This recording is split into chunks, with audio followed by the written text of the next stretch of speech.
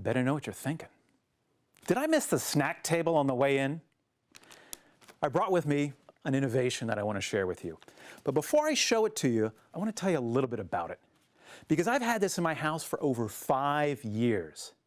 And I forgot about it. It wasn't until my daughter Julia, she's 3 years old, she's about yay tall, has the cutest pink glasses.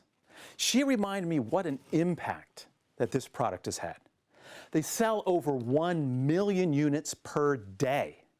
It's become so popular that in Canada, it's the #1 product in its class and has been for decades. I bet many of you have this yourself at home right now. What is it? Kraft Macaroni and Cheese dinner. Not what you expected, is it? For the past 80 years, Kraft Macaroni and Cheese has been the #1 dinner in Canada. Now, I didn't say the #1 kids dinner or the #1 ready-make dinner. It's the #1 dinner of all choices. Where do products come from? Where do the ideas come from that create something that for 80 years is #1 in its category and becomes so popular that we forget that it's everywhere? Where did macaroni and cheese come from anyway? Well, it all started with a tired salesman and a failing product. Peter was a salesman for Kraft Foods. It was in the 1930s, and he was touring the country trying to sell Kraft's latest, greatest product, their new invention. See, Kraft had been trying to figure out how they can ship cheese nationally and internationally. But what's the problem with shipping cheese? Well, to start with, it's heavy, right? But also, this is the 1930s. There wasn't any refrigeration. And so Kraft had figured out a way to suck all the water out of cheese, and they invented the world's first powdered cheddar cheese. But as Peter went around the country, he quickly found out that people didn't like powdered cheddar cheese. I mean, think about it. We're talking about dry, orange powder.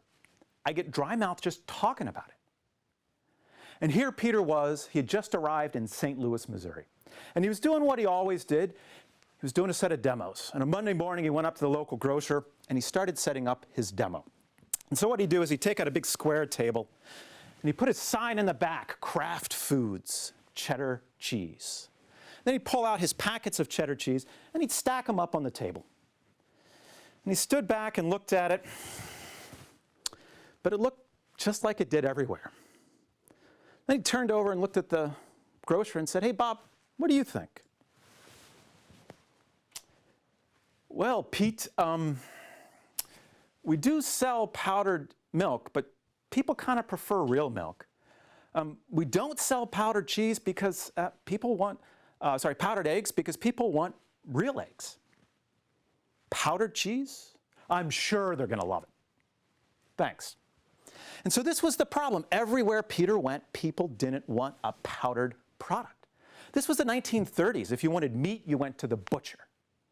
If you wanted vegetables, you went to a garden. People didn't want fake products. They wanted real products.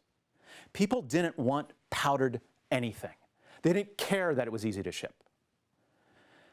Peter slowly thought, you know what people really want? They just want a good tasting meal, something that fills your belly and is cheap. And that's when he had the idea.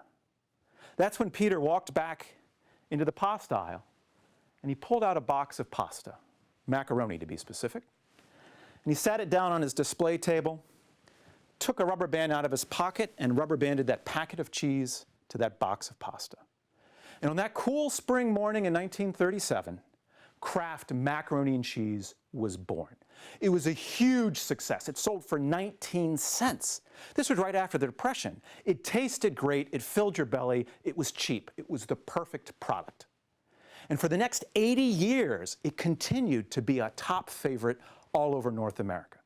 Today, it's still a perfect product. It still tastes great. It's still cheap. I love the story of Kraft Macaroni and Cheese for a couple of reasons. First, what Peter did was so simple. It was just a little idea in that grocery store that created this product that for 80 years has been #1. None of the other salesmen thought about it. None of the other companies thought about it. But Peter had that one special, simple idea. The second thing I like about it is, come on, Kraft Macaroni and Cheese. Does that sound like an innovation to you?